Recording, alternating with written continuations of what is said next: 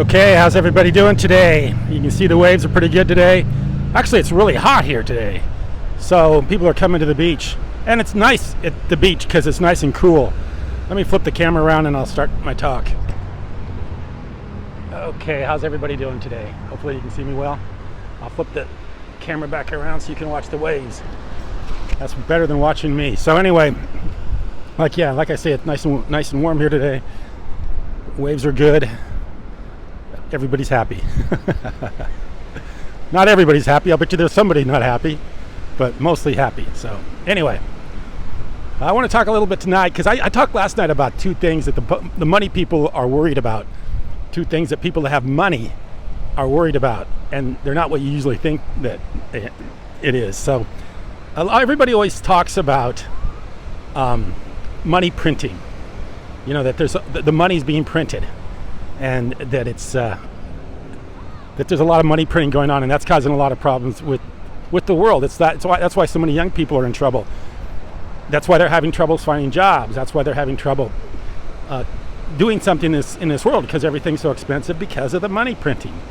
And they're locked out of that economy because they haven't been in it long enough. I mean, they didn't have an opportunity to buy a home 20 years ago, hang on to it, have some equity in it, and now have a kind of a standing in the world. They don't have that. They didn't get that opportunity because they're just fresh coming into the world, and they don't have time to build up those resources.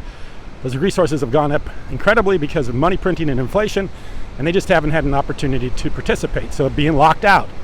And when they get locked out, the number one thing that people worry about that have things are that young people get disengaged, uninterested. They don't want to participate. They don't want to participate voting. They don't want to participate in the job market. They don't want to participate because they feel locked out. They can't have all the nice things in life. They can't afford houses. They can't afford cars. They got crappy jobs. They get them nowhere, and they know they're going nowhere. That's why they're disengaged. They don't care. There's more and more kids like that every day. More and more. The younger people, they just don't feel like they get a chance to do anything in this world because it has gotten to the point where it's so expensive. But the money printing's not the problem. Everybody thinks about that, saying, okay, that's the problem. You got the Federal Reserve printing money every day. And that's not really the problem, and I'll tell you why. Because it's all relative. So they print a lot of money, and actually printing money incentivizes people. So when they print this money, flood the world with money, or flood the economy with money, it makes the prices go up, and that makes people excited. They say, wow, I bought a house 2 years ago, and now it's worth a lot more than I paid for it, and I'm all happy. I'm going to go out and buy another one. So people are producers when inflationary times come in like we have now. And that's I've seen this over and over in my life. When I was a young man in Nebraska, in the 70s, if you owned a little farmland, and with inflation, it went up a lot. It went up. So everybody started buying land because you buy a farm, and when next year it'd be up quite a bit, until we hit the early 80s, and then things quit going up because Reagan got involved, and he wanted to get inflation under control, so then everything slammed back down. And that's the second thing people worry about that have money. They don't want the prices to go down. The two things they're worried about is, number one, they don't want the younger people to become disengaged and uninterested. And the reason is because they need them. They're the producers. The younger people are the people that work the jobs they don't want to work, that take care and manage the buildings that they own, that they need to have somebody take care of. So they're taking care of the things that the people that own stuff need to have taken care of, but they don't get to participate in it. They get to, like the Henry Ford Model T. His thing was, hey, if you're going to work at my factory, I want you to be able to afford the car. You can work at my building, but you can't afford a place to rent in my building because you're the maintenance man and you don't make enough money. So that's the problem. They got the people that they can't hire because they don't want to work anymore for these kind of wages. They don't want to work for these kind of jobs, but at the same time they need them. So they got to keep them going, keep them interested, keep them engaged. And the best way to do that is just to propagandize them. And then we're getting propagandized all the time in the news. So, like I said, the money printing is not the problem. What happens is, it's all relative, and I'll tell you why it's relative. Let's say you make $100,000, and let's say your grandfather, your father made $10,000, Did you do 10 times better than your grandfather or your father did? No. It's just that the $100,000 buys about what $10,000 did 50, 60, 70 years ago when they were working.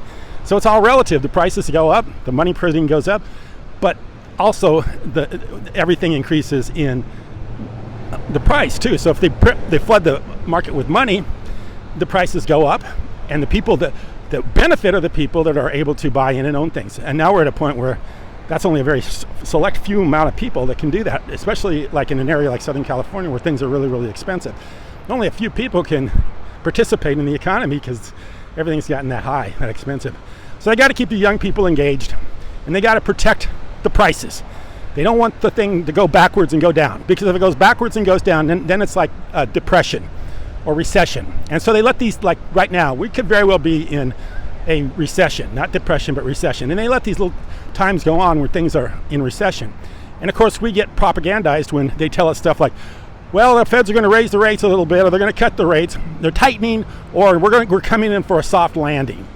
That gets thrown around all over the media. So they're telling you, okay, Federal Reserve looks at the situation. We see that everybody is not really doing well, so we're going to cut rates, and we're going to have a soft landing.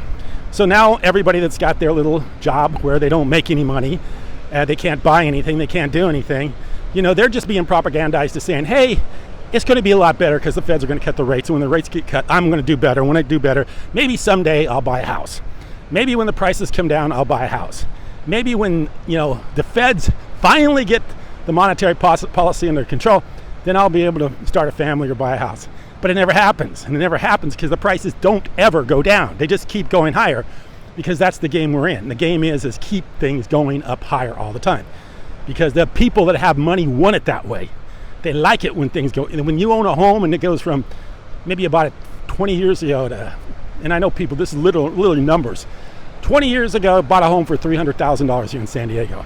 That same home is worth 1.2 to 1.5 million. So they're feeling pretty good about the economy. They're feeling pretty good about the way things are going. You think they want the price to slam back down to 300,000 so that the people that work at the common job can afford a house? No. Let me tell you, if the price went down to 300,000, they'd be selling, and then the whole thing would crash and explode, and then everybody would be up in arms, and the rich people wouldn't. They wouldn't participate in the economy either. So that's what they're afraid of. They're afraid of right now the people that own the things are the things, the people that they're trying to try to keep happy. So no, prices aren't going to fall. They're going to keep going higher, and the people that are working at jobs are just going to keep struggling, and they're probably not going to get where they want to be in life unless they do something really good, really big, like a social media account. I've seen some of these, see them on YouTube, some of these young people, they get really big on YouTube, or I've known a few of them, or some of the people that, they do something really spectacular, maybe they start some sort of drop shipping or something like that, I don't know what, some sort of thing that they do, that they make a lot of money at, and then they can kind of afford to buy in and get themselves a foothold. But if you're just going to go out and get a job at Jiffy Lube, or the convenience markets, no, you're going to be on the outside looking in for as long as as you hold that job, or until you decide to change your life by doing something different. So that's the world we live in. That's why people are disengaged right now. The younger people are disengaged. They're uninterested. They don't care. They're just going through life right now without any kind of a compass, without any kind of idea of what they're going to do with themselves. And then in the other same thing, you got pressure on you for doing that. If you're going to go through life and not have a stated plan where you can be able to take care of your expenses, that's a very difficult thing to be in. And I think there's going to be a lot more problems with the younger generation because of the way things are being run. And I think the only thing that you can do, and I mean, this is the thing, like I said, the money printing is not the problem, because they could literally print as much money as they wanted to print. They had these employee retention credits that they were giving employers to keep the employees around. So the government was actually paying the employers to keep the people employed. They got a credit on their taxes for that. A credit isn't like a deduction. A credit is money back in your pocket. Deductions are something that come off of what money you made. So it's a different thing. They got money right back into their pockets. Oh, they got a couple surfers out there. So the government can go ahead and they can print as much money as they want, and they can give everybody a UBI. Maybe they give everybody $100,000 a year in UBI. Like I said in my live yesterday, here in California, they want to give illegal immigrants $150,000 towards the purchase of a home. So they can do that because they control the money, and if the government wants to print the money to support a program like that, they can do it. They can also print the money to pay people whatever they feel like they want to be paid. But if you do that, then people become disincentivized. They don't do anything because they're getting a big check. So now you don't have any producers in the world. You don't have the people working those common jobs because they're getting a big check. They're getting a $100,000 a year UBI, Universal Basic Income, and now they don't want to work because they don't have to go to work. So you have to really balance this thing. You have to balance it between how much money you put in the economy with how much production you get from the economy, how much you want people to work, how much you want people to get excited to do something because there's some payoff. And that's why I'm saying money printing and inflation has always been an incentive for people to do something. You know, the more houses you buy, the more money you make. The more you do, the more you make. And then as you make, that continues to increase in value because we never have a downturn because they're going to continue to print money and keep the prices high until there is no end to this, until it's infinity. And the other problem they have by printing money is that as they print more and more money, the banks will start to fail too. And the reason the banks will fail is because you got a lot of contracts with money. So if a bank lends on a mortgage for 30 years and you're paying that money back with money that's worth a lot less than what you lent out for 30 years, the banks aren't going to be able to do that much longer. I mean, so the Federal Reserve has to balance the money that they print with how it affects long-term mortgages, how it affects employment. And if you listen very carefully, in fact, what they're talking about right now is they're listening to what they're going to do as far as these interest rates are concerned. And it doesn't make a difference either one way or another. It's always the same outcome. But they're looking at employment because employment is very important. Because if in employment, if all of a sudden prices start to spike, things go up, the first thing businesses do is they try to cut costs because everything's getting more expensive. They're getting more expensive to buy their products, more expensive to pay electricity, more expensive to do anything for a business. So what the first thing to do is lay off people. So when they start laying off people, that's a signal to the Federal Reserve that, hey, we need to do something to make things cheaper for them. And the way to do that is cut the cost of borrowing. That way they can borrow money or they can borrow more money because the price. So the feds will watch the employment really, really closely because they know if that happens, if the employment starts to go down or go up, then they got to do something to keep people employed. Because if you don't keep people employed, they can't produce, and if they can't produce, you have you have no economy. You know, you have nobody to take care of all these things out here that need to be taken care of, all these buildings, all these businesses that need to have employees running, all these people that drive trucks, all these people that work at hospitals, all these people that do all this stuff. They need to have you got to keep them going. And the only way to keep them going is they got to stay employed, and employers got to feel like they're not being in jeopardy because of rising costs. So you got a lot of things going on. So like I say, it's just not money printing. Money printing is just one little part of this thing, and it's not the biggest problem. It's everything else that goes along with it. It's the balancing of keeping the economy going, keeping people happy, keeping them engaged, keeping them feel like they've got some incentive to continue to work, and also keeping businesses so they can continue to operate, keep people around, and not have to lay people off because they can't afford it. And you also have the fact that you have a lot of money contracts out there, long-term money contracts, which could put the banks in trouble, like I said, on mortgages or loans or anything like that, because most mortgages in the United States are written for 30 years. I wouldn't want to lend money out right now at a fixed rate for 30 years. That would be suicide, in my opinion, because in 30 years, $1 million is going to be worth what $1 million is today. In fact, if they keep going, it could be really very, very worth a lot less. So this is something they have to really consider. And like I said, if they could just print money and have everything go up along with it, that would, it wouldn't be a problem. In fact, I listened to one YouTuber one time. It's kind of funny. He was in a foreign country, and of course they had a very bad economy, very bad currency. And he went to the ATM, put $100 in, and he got their currency, the foreign currency back in. He had $1 million in their foreign currency, or million, whatever they call it, a million widgets of their currency. So he's standing there, he's got $1 million in his hand. He goes, "Wow, I always wanted $1 million to something, $1 million in my hand." $1 million, so it was like $1 million, whatever the currency was. I can't remember what it was. I think it was someplace in Africa. So yeah, I mean, if the currency changes, It just is all relative, because then everything gets more expensive. But you got to weigh and balance that with everything else going on with the economy, with the interest rates, with the mortgages, with the employment. All that stuff has a lot to do with everything. And I don't know how they're going to balance it out, because right now I think they're kind of putting too much pressure on people that are young, people that are trying to do something, people that went to college and can't even afford to pay for their student loans, when they went and got educated, did everything the system told them to do, but they still can't get something going. And that's a lot of people. That's a lot of people. They went and did everything that they were instructed to do, went to college, got good grades.